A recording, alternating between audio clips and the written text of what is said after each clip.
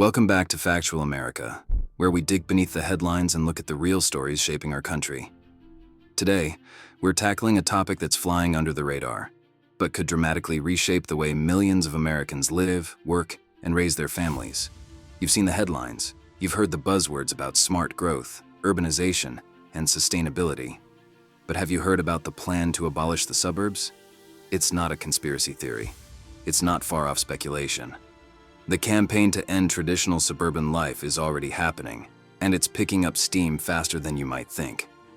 Now, if you're a fan of backyard barbecues, quiet cul-de-sacs, or giving your kids a safe yard to play in, you might be wondering, why would anyone want to abolish suburbia? Where did this idea even come from? As with most things, we'll have to take you back to the roots before we look at the branches. So buckle in, because the story of the suburban backlash starts a lot earlier than you might think. The post-World War II boom gave birth to the American suburb as we know it. Soldiers returned home dreaming of white picket fences and the chance to buy affordable homes in safe, clean neighborhoods. Government policies, like the GI Bill and federally backed mortgages, supercharged this suburban migration. For millions, the move signaled a ticket to the middle class, upward mobility, and the American dream. Fast forward to today, and suburban life still attracts families of all backgrounds. In fact, surveys show the majority of Americans, yes, even millennials and immigrants, would rather raise their families in a single-family home in a quiet suburb than in the middle of a bustling city. The appeal never faded. But the suburb isn't just being ignored or overlooked by government planners and activists. It's being targeted. A growing movement of politicians, urban planners, and think tanks are pushing the idea that suburbia isn't just outdated, it's actually harmful. To the environment, to social equality, even to democracy itself. So, what's driving the anti-suburb crusade? Let's break down the case against the suburbs and see if it really holds water. Proponents say suburbs are wasteful, gobbling up more land, water, and energy than their urban alternatives. They call suburbia racist, exclusionary, or even segregationist, pointing to historic zoning laws and affordability issues. They blame suburban sprawl for making Americans car-dependent and lonely, damaging the environment, and making cities less livable. On paper, these arguments sound convincing, especially if you forgot what's never mentioned, that suburbs are overwhelmingly where Americans choose to live, not where they're forced to go. Critics paint suburbia as an oppressive system, but in reality, it emerged because regular Americans wanted space, privacy, safety, and better schools for their kids. So who, exactly, is plotting the abolition of the suburbs? It's not just radical activists or think tanks. Major government agencies at the federal, state, and even local level are rewriting housing, zoning, and transportation policies with the expressed intent to densify communities. Code 4, pushing suburban homeowners to accept apartment complexes, multifamily units, and less parking in their neighborhoods. Take a look at the Biden administration's Housing Supply Action Plan. One of its core aims is to eliminate single-family-only zoning, which currently makes up about 75% of all residential land in American cities. This would, for the first time, open your neighborhood to high-density development, whether you want it or not. And it's not just federal policy. Blue states like California, Oregon, and Minnesota are leading the charge. Take California's SB 9 law, which allows essentially any homeowner to split their lot and build up to 4 units, where just one stood before. No local permission required. Overnight, the character of neighborhoods can change, and there's nothing local residents can do to stop it. At the same time, cities and states are slashing parking requirements, expanding public transport routes, and increasing density bonuses for developers who build upwards, not outwards. That's right. Everything that once defined the suburb is being reimagined or regulated away. Why the sudden urgency? Advocates claim it's all about the environment and affordability. They say we're in a housing crisis, a crisis only density can solve. But let's look closer. Does packing more people into smaller spaces make housing more affordable? Evidence from high-density cities like San Francisco and New York raises real doubts. Despite towering apartment blocks, both cities remain staggeringly expensive, and families are still being priced out. And here comes a twist. Some of the loudest voices against the suburbs are also the most privileged. The smart growth crowd includes billionaires, tech moguls, and university elites, many of whom own lavish homes or quietly lobby to keep their own neighborhoods exclusive, even as they demand everyone else do their part. Let's talk about the climate argument. It's true that cities use less energy per capita due to shared resources. But data shows that modern suburbs, especially those built in the past 30 years, are far more efficient than old stereotypes suggest. They have stricter building codes, better insulation, and newer technologies. Plus, advancements in electric vehicles, remote work, and clean energy mean living a suburban life doesn't automatically mean a bigger carbon footprint.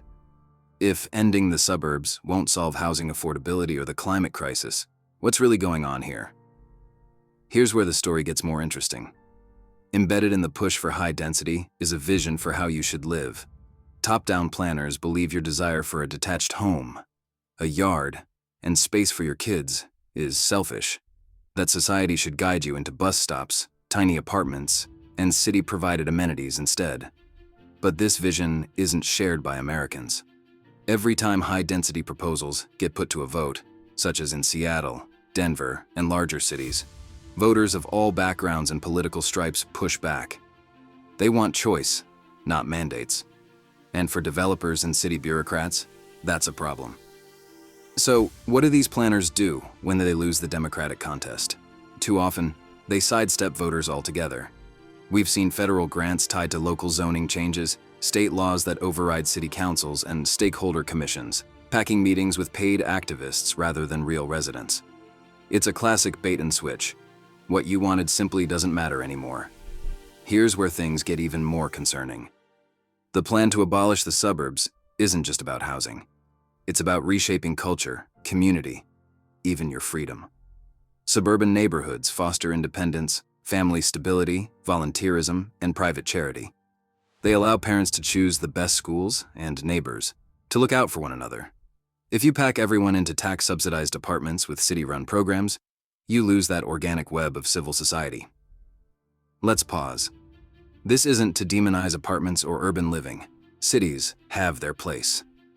But abolishing the suburb means taking away choice, opportunity, and security from families who want them most. That's not progress.